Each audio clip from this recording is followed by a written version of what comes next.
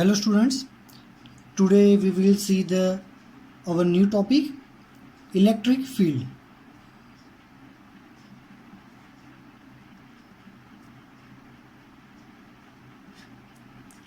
What is basically electric field? So electric field is nothing but it is a force of field which is generated by a charged particle. For example, a magnet. Ready? A well-known and simple example. This is a magnet. What happens if I place a iron piece over here? So obviously this iron piece will attract toward the magnet. Reason? Of course there will kind of a attractive force over here. Who is producing this attractive force? Magnet. So अगर मैं ये iron piece को यहाँ पे रख दूंगा तो क्या ये फोर्स जनरेट होगा?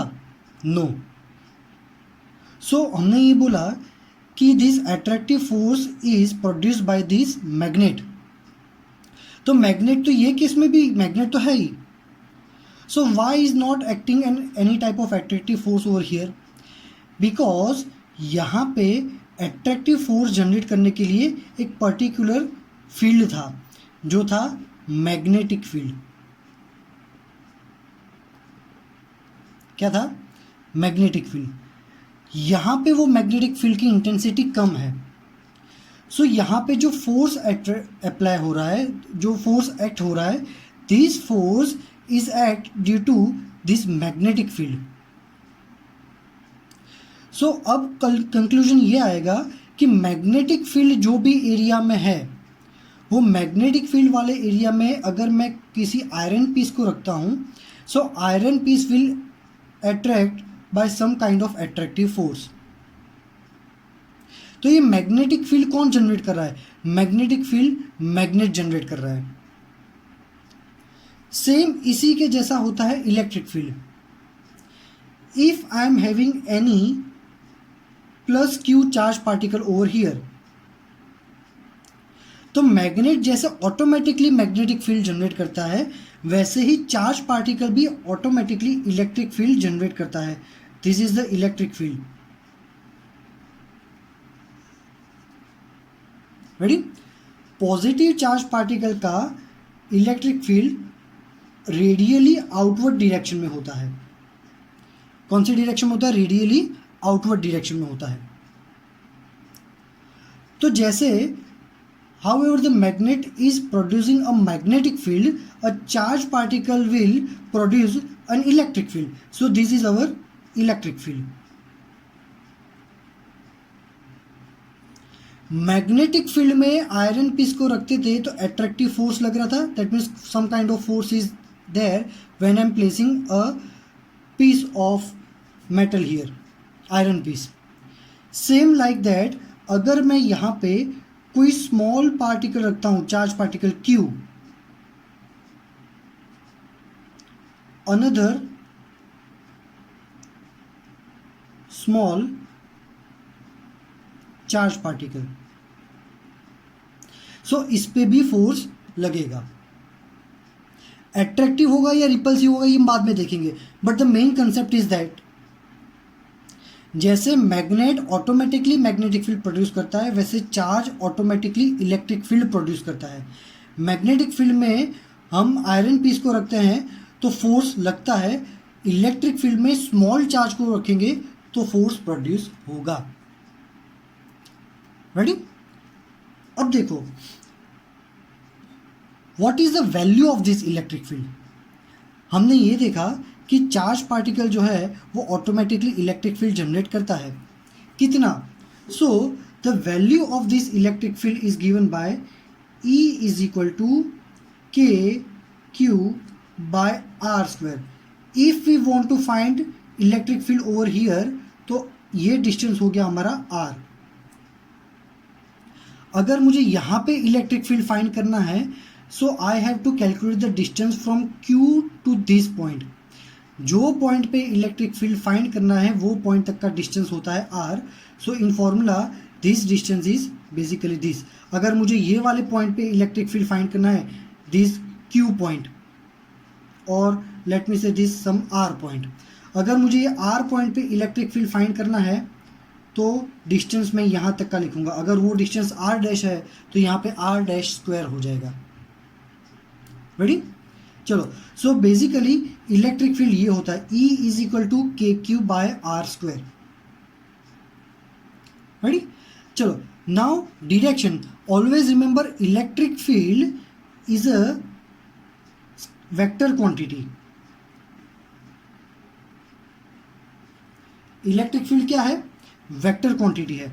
तो ये वेक्टर क्वांटिटी तो ऑब्वियसली उसकी डायरेक्शन होगी। पॉजिटिव चार्ज पार्टिकल की डायरेक्शन, पॉजिटिव चार्ज पार्टिकल का जो इलेक्ट्रिक फील्ड होता है वो आउटवर्ड डायरेक्शन में होता है। तो ये इलेक्ट्रिक फील्ड की डायरेक्शन कौन सी है? आपके पोजीशन वेक्टर की ही डायरेक्शन है। पोजीशन वेक्टर भी बाहर जा रहा है और इलेक्ट्रिक फील्ड भी बाहर जा रहा है। So here the direction of electric field is given by R caret, where r is the distance of your given point. So negative charge particle minus Q का इलेक्ट्रिक फील्ड कौन सी direction में होगा? Inward, radially inward.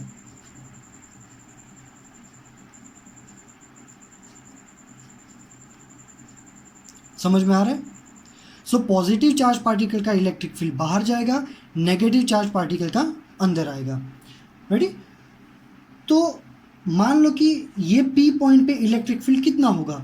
सो हम क्या करेंगे, Q से ये P पॉइंट तक का डिस्टेंस मेजर करेंगे। Suppose this distance is R, ये हो गया आपका पोजीशन वेक्टर R।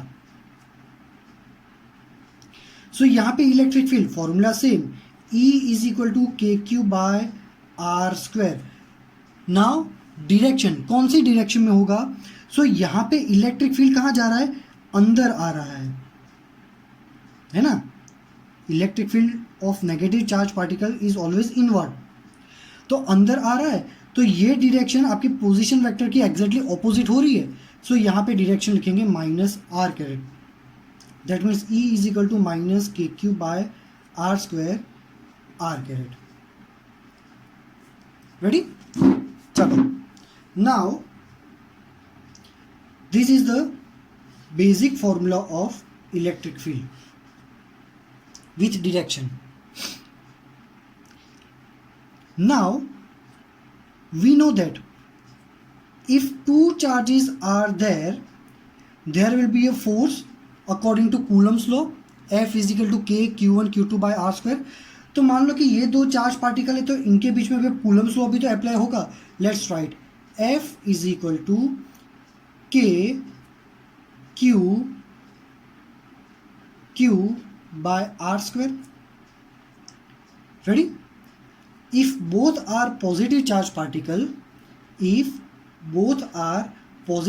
particle, तो ये इस पे जो फोर्स लगाएगा वो यहाँ पे लगेगा, रिपल्सिव है तो, है ना, ये इस पे रिपल्सिव फोर्स लगाएगा।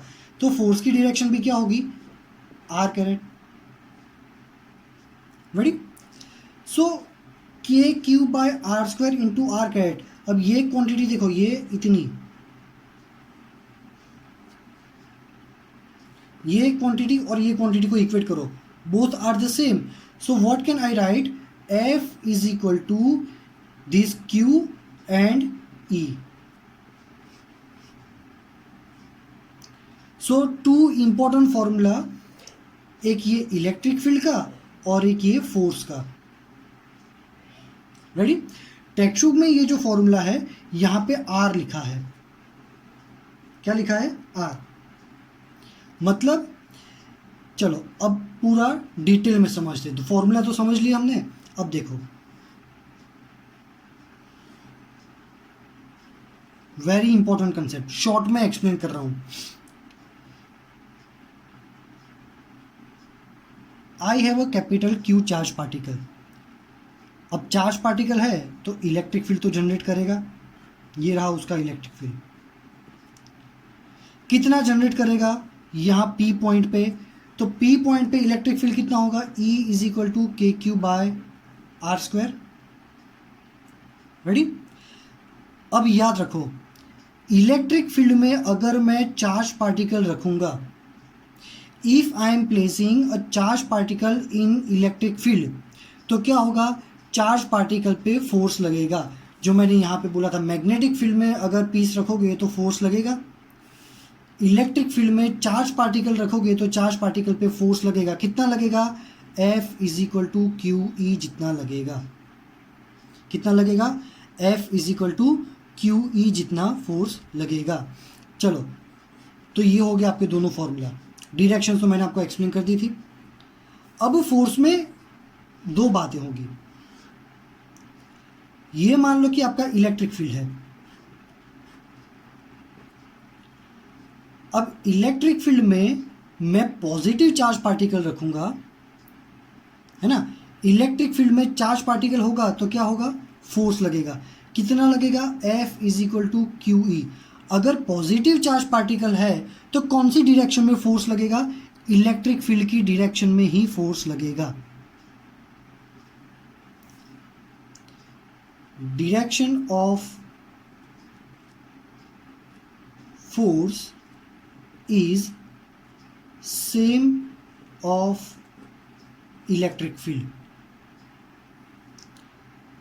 अब मान लो कि ये इलेक्ट्रिक फील्ड है,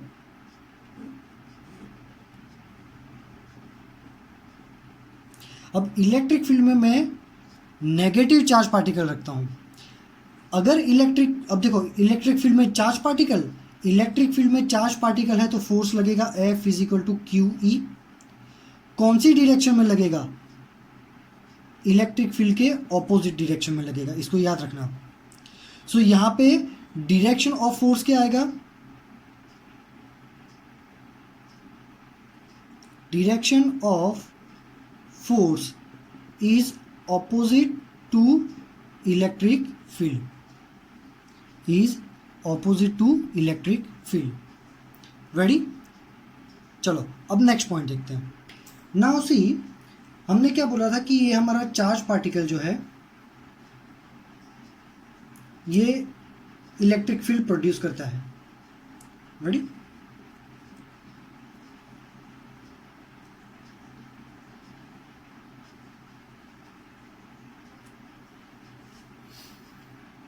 नाउ यहां पे मैंने एक और चार्ज पार्टिकल रखा है। सो इन दोनों के बीच में फोर्स कितना लगेगा, F is equal to K Q by R square.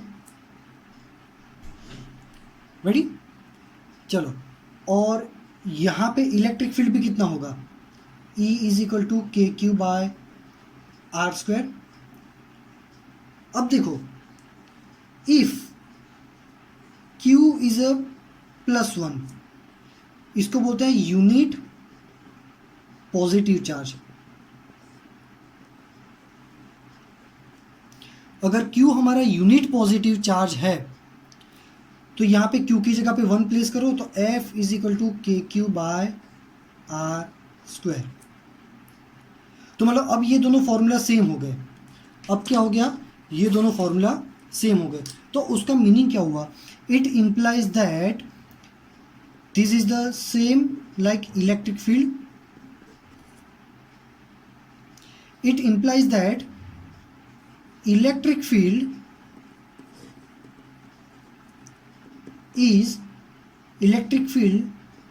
can be said that it is a force acting on unit positive charge, है ना।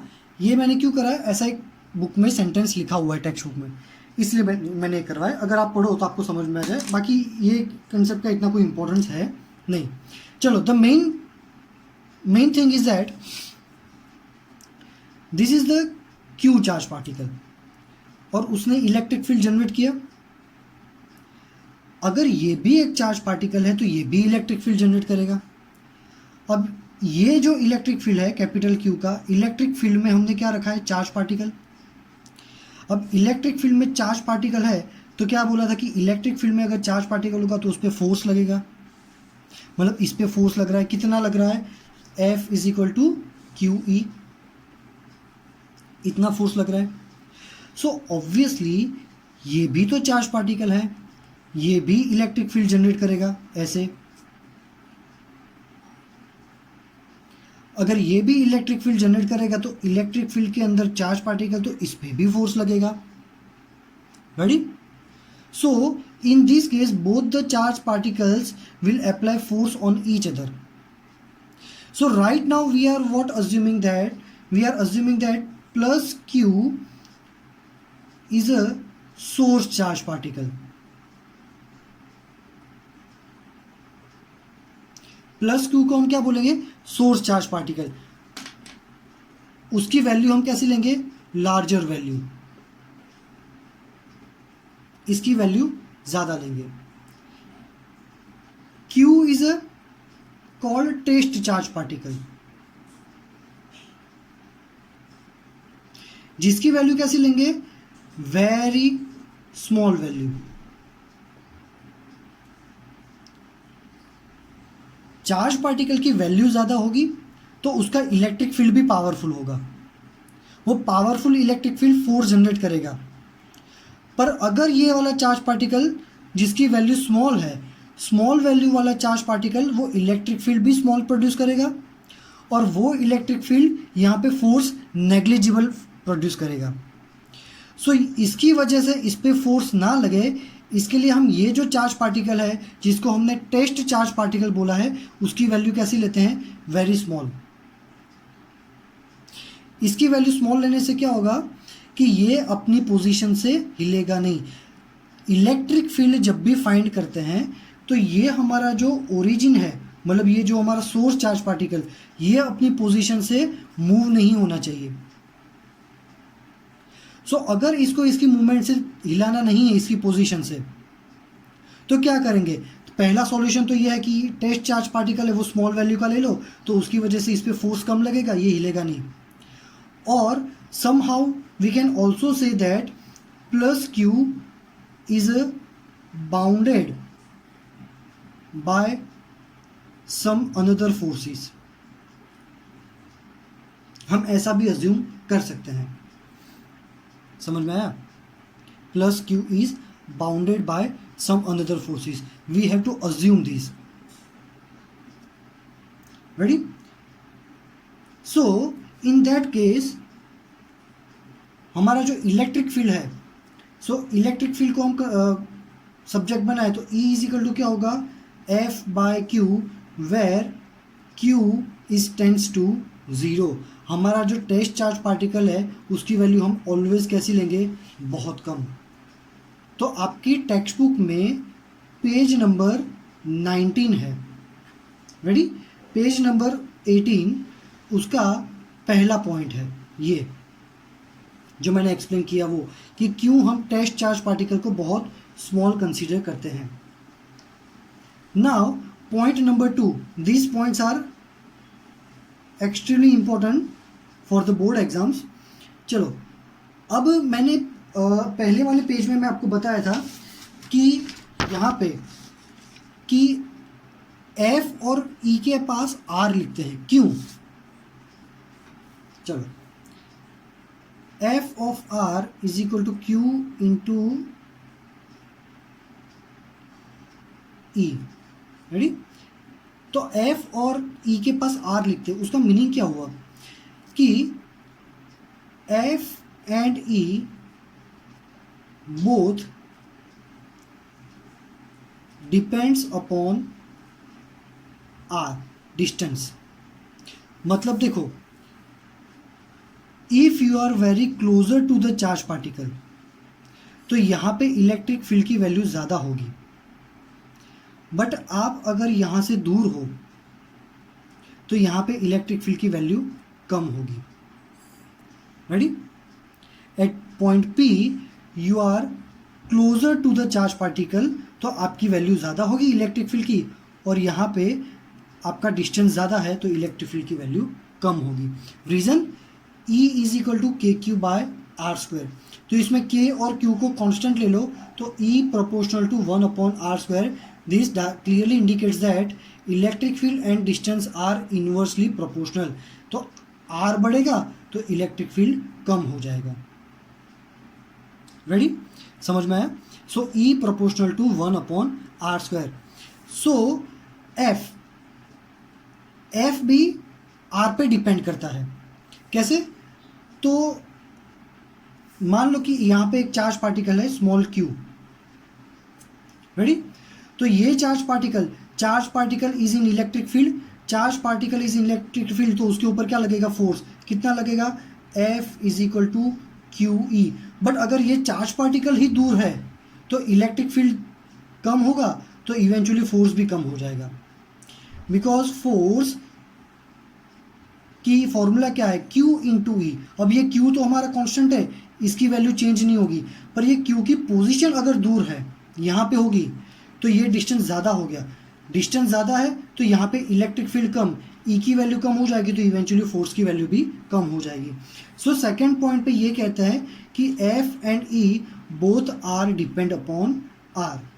रेडी, चलो थर्ड पॉइंट नंबर 3 क्या सजेस्ट करता है? पॉइंट नंबर 3 ये कहता है कि पॉजिटिव चार्ज पार्टिकल का इलेक्ट्रिक फील्ड आउटवर्ड होता है और नेगेटिव चार्ज पार्टिकल का इलेक्ट्रिक फील्ड इनवर्ड होता है। ये हो गया हमारा पॉइंट नंबर 3। रेडी, चलो एंड पॉइंट नंबर 4 क्या कहता है कि अगर ये चार्ज पार्टिकल्स में इक्वल डिस्टेंस पे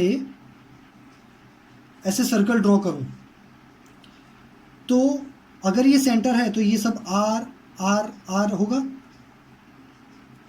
मतलब ये सारे पॉइंट्स यहाँ पे जो भी है वो सेंटर से इक्वल डिस्टेंस पे होंगे। तो ये सभी जगह पे इलेक्ट्रिक फील्ड की वैल्यू कैसी होगी? सेम होगी। मतलब ये चार्ज पार्टिकल है, तो यहाँ से अगर मैं सर्कल ड्रॉ करूँ तो सर्कल है तो ऑब्वियसली सबके रेडियस हर पॉइंट के सेम होंगे। और हमें पता है कि इलेक्ट्रिक फील्ड क्या होता है? KQ/r² means E is proportional to r²। Electric field distance के साथ वेरी होता है।